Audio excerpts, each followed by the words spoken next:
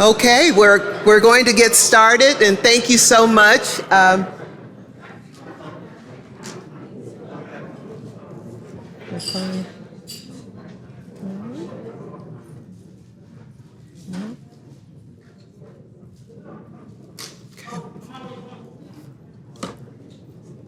We're going to get started with our final session of today. Have you enjoyed the symposium so far? Well, great, because you're really in for a treat now. So we're really happy to have our keynote here.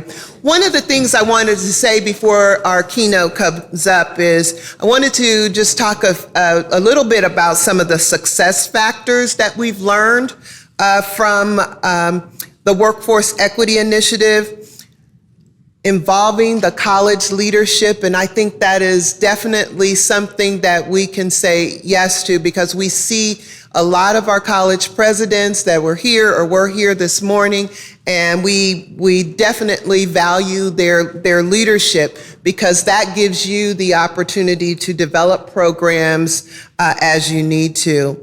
Another thing is the wraparound services. Wraparound services are so important, and I think we heard it from our panelists, and making certain that all of the things that they need are in place before they start employment. So that's important. Targeting high demand occupations is very important. Everybody in here now wants to be a truck driver. So I think, we have careers after our careers as a truck driver, but no one wants me to drive a truck the way I drive. So if you want to know a story, I got pulled over after leaving here last night because I have a lead foot. So I did get a warning because I was going so fast that the county trooper said,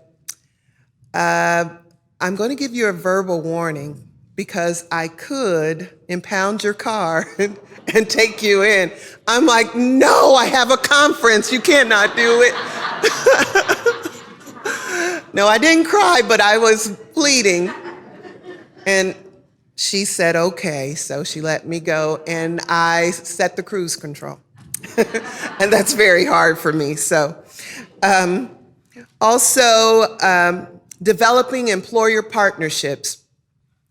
If you are one of our 18 colleges and you didn't pick up on some of those things, you had to have picked up on some of those things as you are developing your employer engagement plans. The information that they spoke about is so important. And I think that, as we move forward, we're talking about things we can do in terms of further employer engagement activities with the system.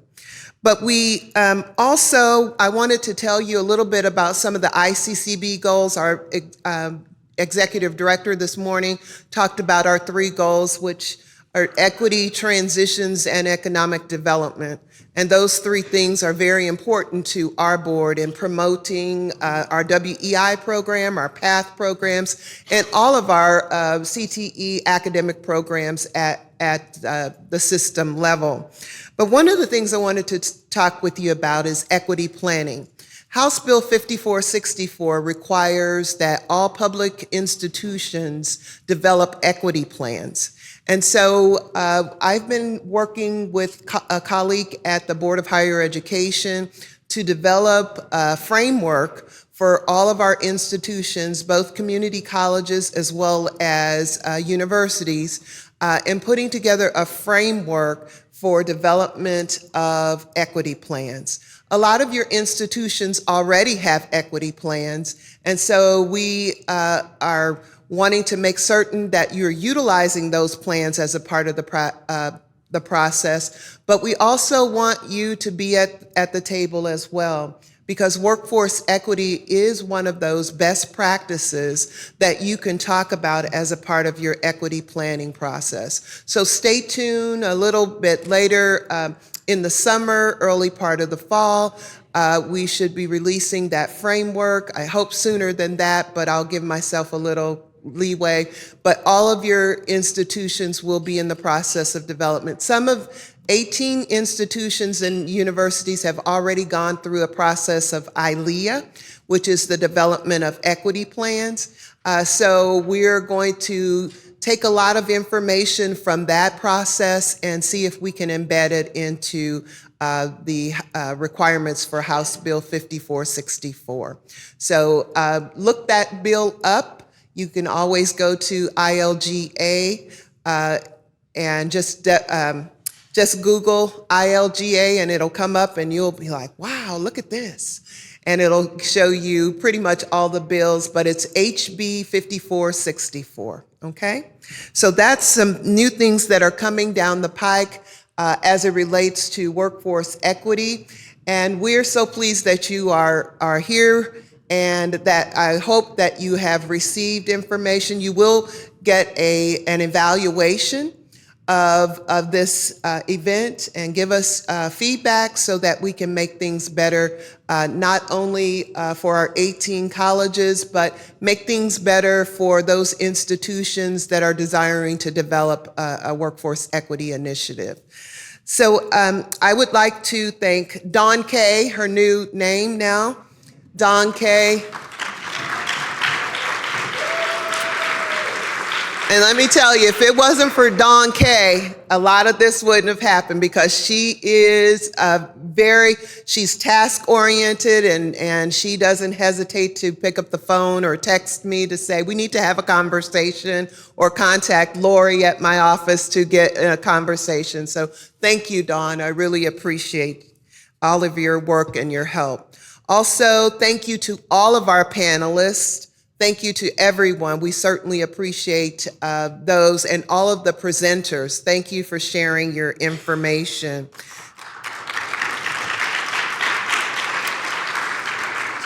Thank you to ICSPS and all of your work.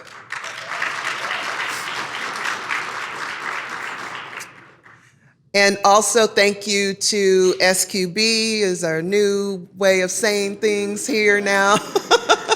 Dr. Sheila Quirk-Bailey, thank you so much for your leadership. And to our wonderful keynote this morning, thank you so much, Representative. We certainly appreciated the words that you brought to us. So now, without further ado, I'm going to introduce our keynote speaker for this afternoon. Scott Jenkins is a strategy director for state policy at the Lumina Foundation. I just heard him say he's been there for 8 years this coming October, November.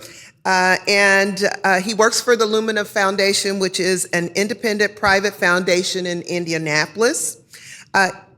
He leads the development and advancement of the foundation's state policy agenda. He has an extensive background in institutional, state, federal higher education policy development and execution. He served as education policy director for 2 governors. He has served as the director of external relations. He has also served as the deputy assistant secretary in the U.S. Department of Education. And he is currently a member of the Board of Trustees for Illinois State University. So join me in welcoming Scott Jenkins.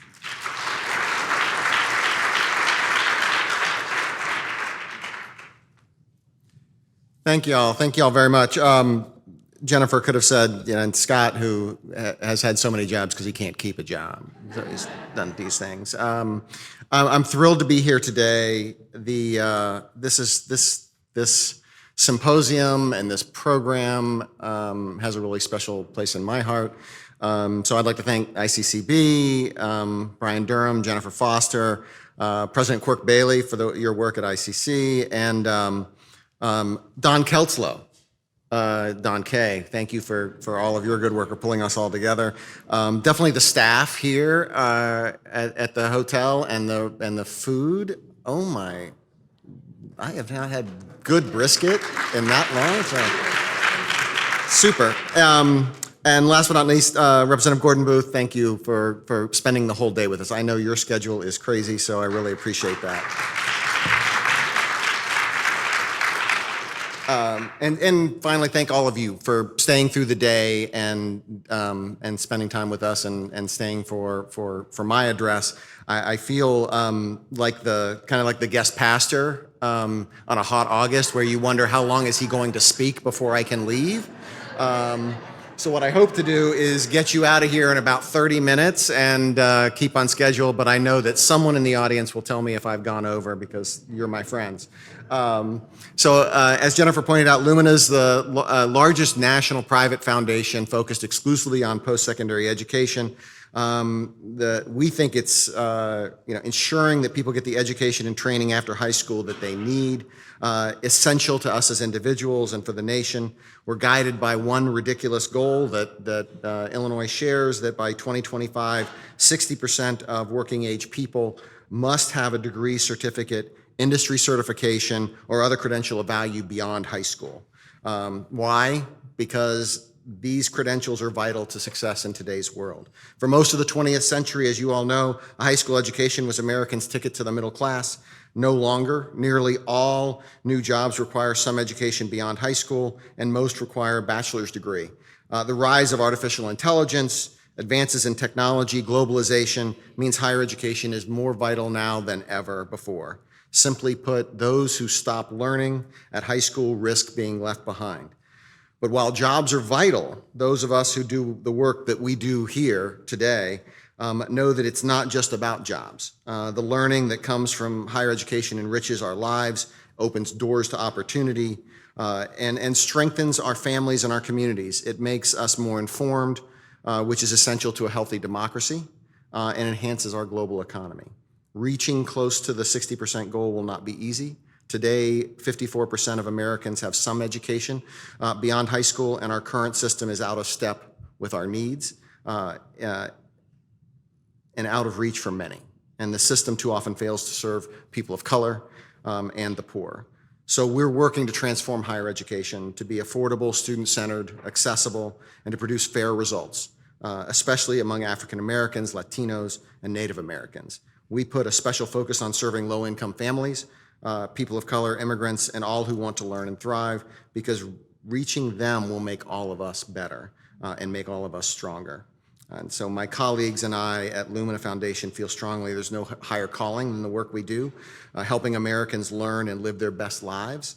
And as I said at the start, the mission has never been more urgent, and that's why I'm thrilled to be with you all today. Illinois has one of the most robust post-secondary education systems in the country. Historically strong investments over decades have made higher education more accessible for more students, and the unapologetic efforts around racial equity have created a welcoming environment for all Illinoisans. We are within shouting distance of the 60% goal. Illinois attainment rate is 56.9%, 57%, and the state is working toward its attainment goal of 60% by 2025. With the inclusion of workforce credentials, certificates, certifications, Illinois' overall rate of educational attainment has increased by 15.5 percentage points since 2009. That is tremendous growth in higher education attainment. What is on my mind today, though, is the focus on getting to that goal will not be accomplished unless we target the students who have been left behind. And those students tend to be Hispanic, they tend to be low income, and they tend to be African American. And this is why Lumina has been and continues to be encouraged by the Workforce Equity Initiative and the work of the participant colleges. We are also encouraged by continuing work of our partner, Jobs for the Future, that is providing technical assistance to the colleges. At these colleges, the workforce equity efforts are an all-hands-on-deck enterprise, showing really strong early results that we love to share. Foremost on my mind today, and I talked a little bit about it beforehand, is the plunge in enrollment that colleges have seen over the last several years. We know that typically in periods of economic turbulence and rising unemployment, college enrollment increases. Yet even though 10 million jobs disappeared during the pandemic, college enrollment and dropped 7% between 2019 and last year, which translated into 1 million less students in higher education. According to the National Student Clearinghouse report released recently, that was a precipitous decline slowed last year to just 1% drop between 20 and 22. So we've flattened out, and now we're starting to rise back, definitely as evidenced by some of the institutions in this room that are seeing increases in enrollment. Most concerning in this data, though, is showing dramatically lower numbers of Black, Hispanic, and Latino students in community colleges. Black enrollment is down 25% at two-year colleges since the start of the pandemic, and Hispanic enrollment fell nearly 15%. The equity gaps are getting wider nationally at a time when closing them is key to our collective prosperity. This is troubling news. These trends are reinforced by our latest Stronger Nation report, which includes federal data from 2021. The good news is that 54% of working age adults have earned college degrees or other credentials, which is up from 52% in 2019. That's the largest two-year gain that we have seen since we began tracking these numbers. Moreover, attainment among adults 25 to 64 is increasing across all races and ethnicities. Hispanics and Latinos saw a gain of nearly 2.5 percentage points, and Black Americans nearly a 2% increase. What happened? The dominant media narrative around declining enrollment is that students no longer value a college degree. The problem with this narrative, and that what we've seen in our research, is that it's wrong. In fact, our Gallup Lumina study shows the opposite. There is high demand and high interest in higher education, but many can neither access it nor afford it. We found that 85% of students who left college amid the pandemic wanted to return to school. Over half, 56% of those who were enrolled before the pandemic are considering returning to school, and 40% of those who never went to college say they want to enroll. Students told Gallup this isn't because they question the value. The value proposition is very high. What they say is that they're worried about finances. They're worried about their debt that they would incur. They're worried. They feel tremendous stress to support their families. They feel unprepared academically and struggle with heavily family work obligations and family obligations. In other words, most students believe college is worth it, but money and stress are holding them back. And so as we think about our work that you all are doing, thank you, Jennifer, as I listed off those problems and you think about what services are being provided through WEI, you see that those are pretty well aligned and makes a lot of sense. So challenging us in this is that both students who are not enrolled and students who are enrolled continue to feel stress about the economy, about their personal lives and other things. And the more that we can clear the pathway for those students to be successful and find opportunities in our institutions and in our workplace, we will see that enrollment trend change. Two statistics. Of those students who were not enrolled currently, over half of all unenrolled Black adults, 58%, and Hispanic adults, 53%, report that they are considering enrolling in college.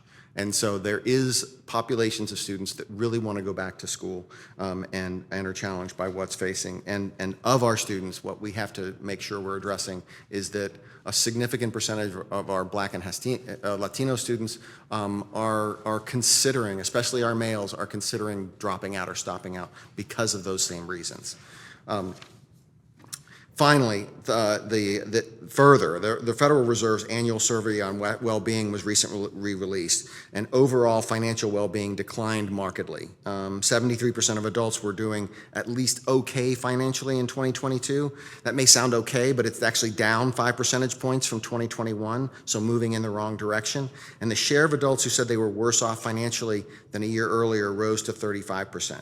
The highest level since the question was first asked in 2014. Once again, the data show us that Americans do value higher ed, and over half the adults say financial benefits of attending college outweigh the costs. Education was seen as a path to higher education and greater financial well-being in 2022.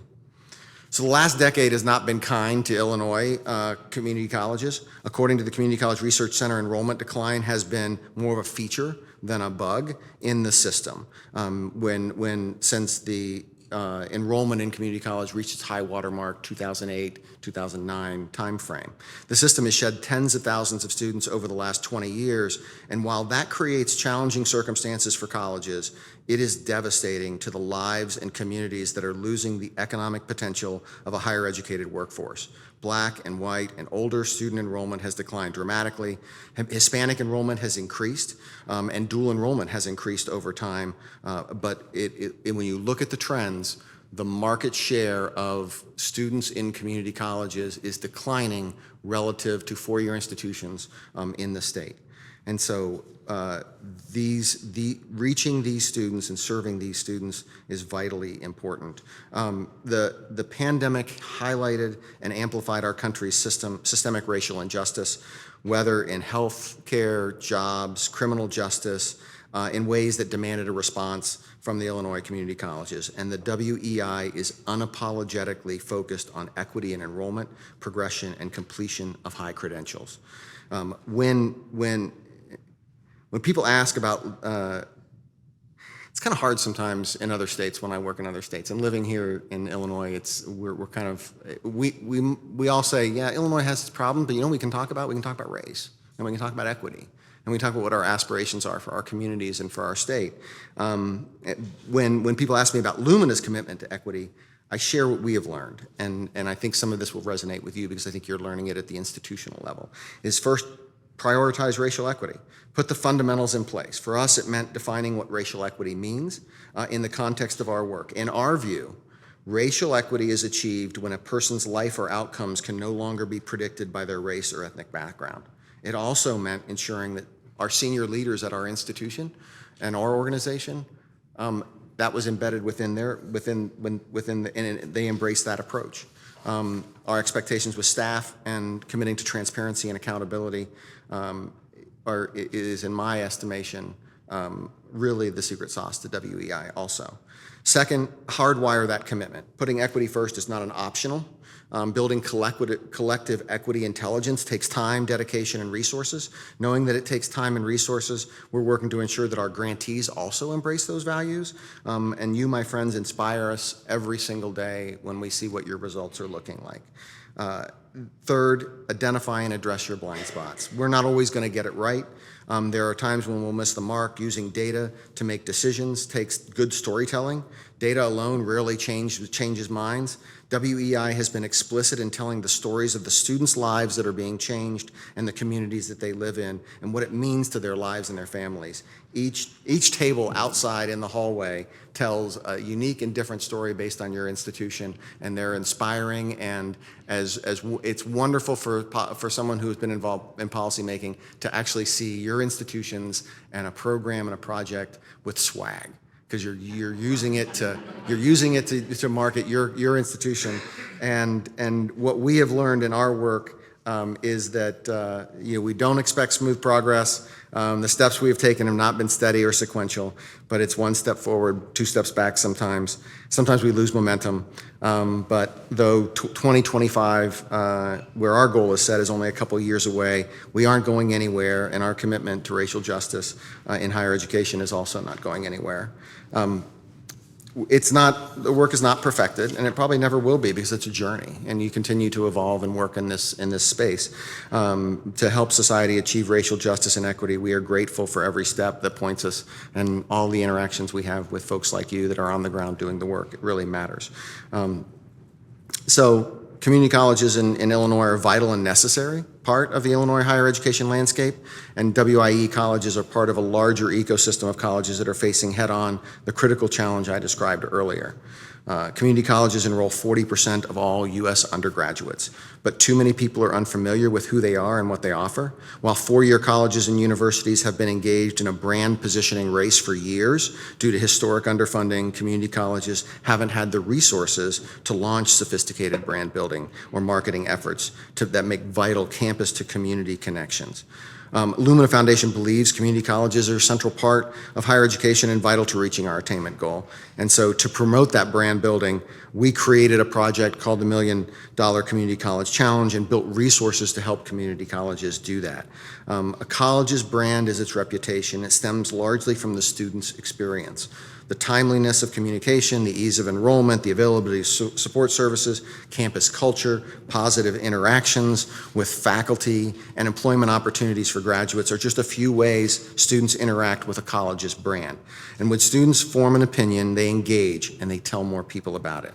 But it's not just students who experience a college's brand. As you all know, because you're working with community partners and even employers, they have a perception of what your brand is. Employers flock to recruit students and form partnerships based on the college's reputation. Community organizations and businesses want to align with thriving campus communities. I believe that you all are doing all these things, and we would encourage you to access some of the communications resources. There are other resources that we offer free of charge that you can reach through the Lumina website. So with WEI, Lumina Foundation recognized the role of Illinois' Workforce Equity Initiative early on in opening new opportunities for Illinoisans to build great careers. The WEI has enrolled thousands of students across dozens of high-demand training programs, operating with a focus on historically underinvested Black and brown communities, and been successful with students that sometimes even the students are ready to give up on themselves.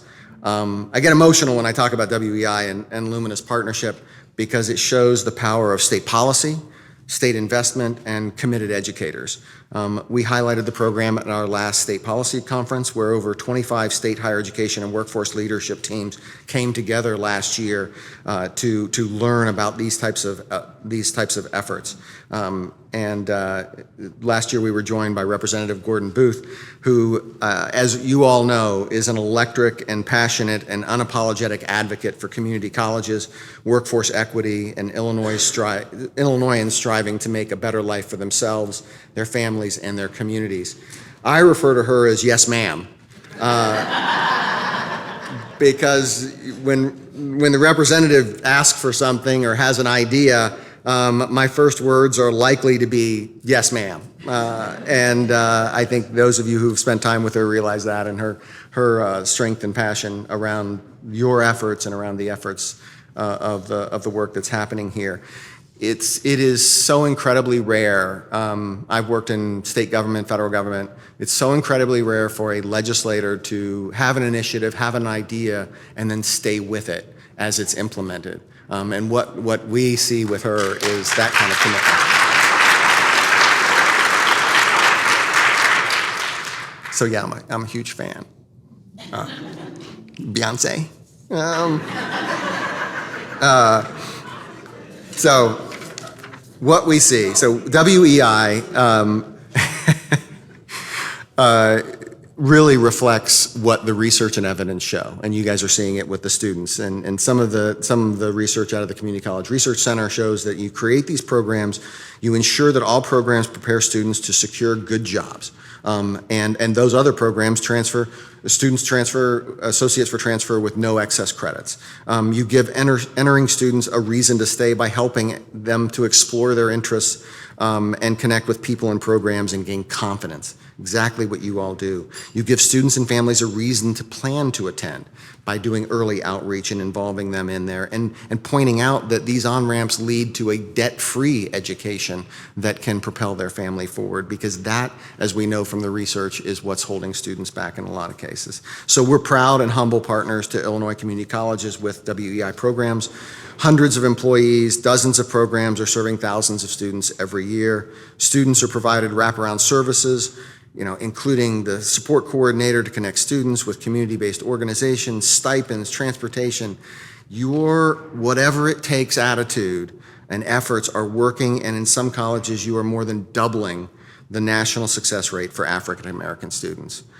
Your commitment, that commitment is meeting your students where they are to ensure success, and each one of you should be very proud of the work that you're doing. So I get a lot of questions around kind of why workforce equity, why community colleges, and why focus so much on race. And I get a lot of that when I go out and I travel. And so I want to take a few minutes and drop some facts on you. that may be familiar with some of you, but maybe not. So intergenerational mobility has sharply declined since 1980 in the United States, leading researchers to conclude that upward mobility is no longer a dominant feature of American labor markets. The research shows that both race and class, independently and in interaction, figure prominently with these differences in access to higher education. Paradoxically, increasing college access is increasing inequality within the higher ed universe. And I'll stop for a second and think about that. Increasing college access is increasing inequality within the higher education universe. How can that be? Well, it happens to be because wealthy students outnumber poor students by 14 to 1 in the most competitive four-year institutions, yet poor students outnumber upper class students in community colleges nearly 2 to 1. Young adults from the highest income quartile families are 7 times more likely to earn a bachelor's degree by the age of 24 than those in the lowest income quartile. One study found that low-income high school students in the top academic quartile attend college only at the same rate as high-income high school graduates in the bottom quartile of achievement. White students are increasingly concentrated today relative to population share in the nation's 468 most well-funded selective four-year colleges and universities, while Black and Hispanic students are more and more concentrated in the 3,250 least well-funded open access two-year and four-year institutions. So more than 30% of Black and Hispanic students with a high school GPA of greater than 3.5 on a 4.0 scale go to community colleges, compared to 22% of whites with the same GPA. The quality of the talent within your institutions is an asset, and you use it, and you tap it, and you're going to continue to grow it. The takeaway on all this, on all that I just read, is that the median wealth of white families is 20 times that of Black families and 18 times that of Hispanic families. And that is why we focus on race in this project, and why Lumina focuses on race as our equity imperative. While many mature, next thing I want to talk about real quick, and I'll wrap up, is why are community colleges struggling financially? One, states' investment in community colleges, and 2, states' investment in students. While many mature state funding formulas, higher education budgets call out broad categories of underserved students, precious few provide increased resources funding based on race, ethnicity, or age of enrolled students. Direct public funding and public four-year research universities is twice that of two-year community colleges.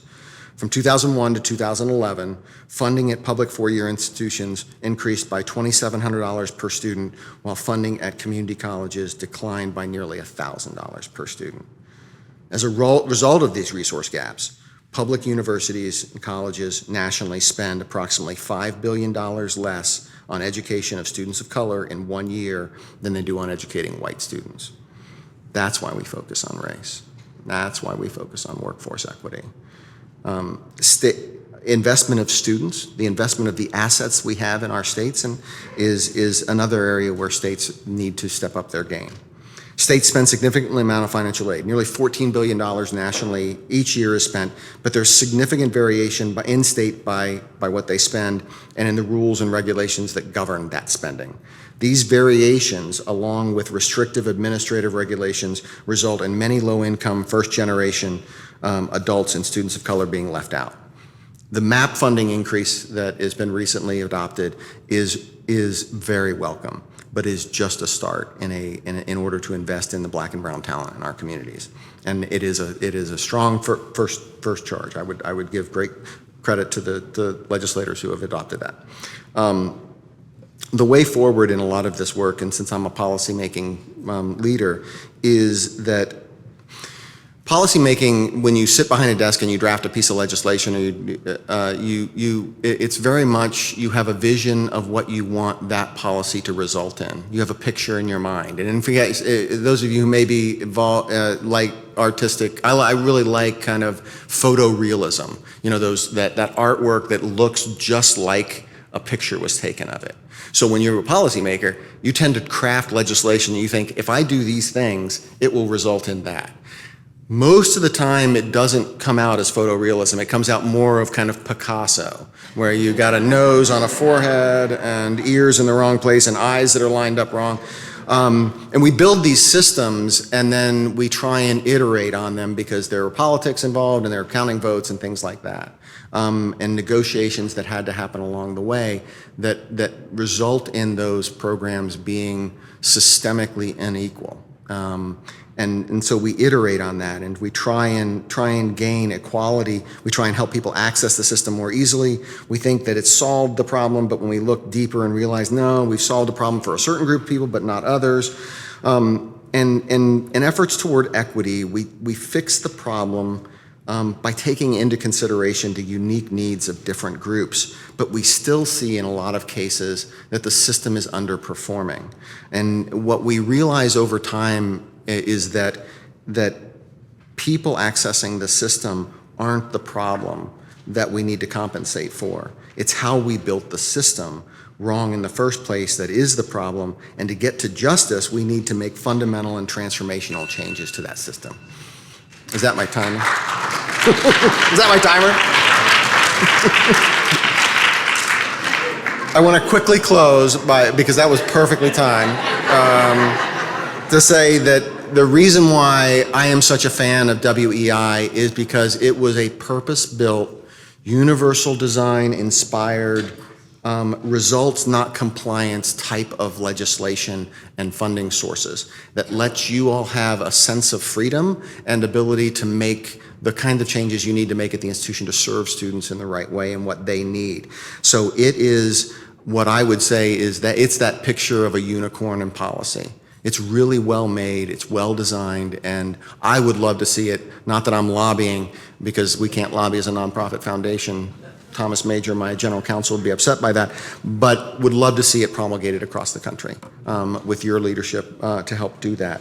So suffice to say, you are a shining vanguard in a future of equitable policymaking, and we can't forget that this is, while this piece of legislation or this law and this program is really, really strong and it's really well constructed, it's funded well, it's still in its adolescence. It's still trying to figure out, how to walk down the street, and we definitely don't want to put it in a car yet, Jennifer, and with your lead foot. But it needs your help, and it's going to need your support and your continued commitment to it, because it remains still fragile. And the winds of change in policymaking can happen tomorrow.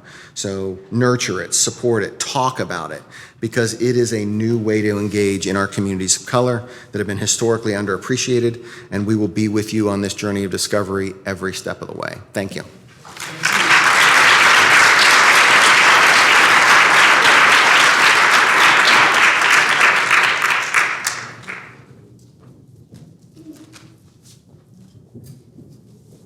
Thank you, Scott.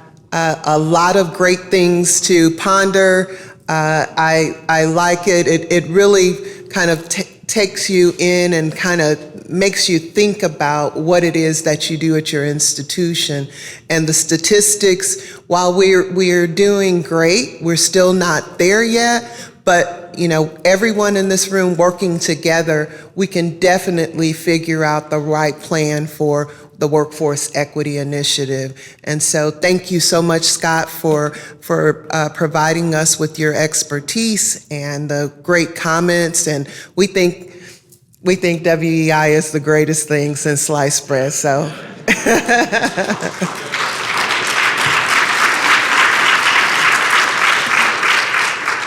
Well, we've had a great day and a half of work.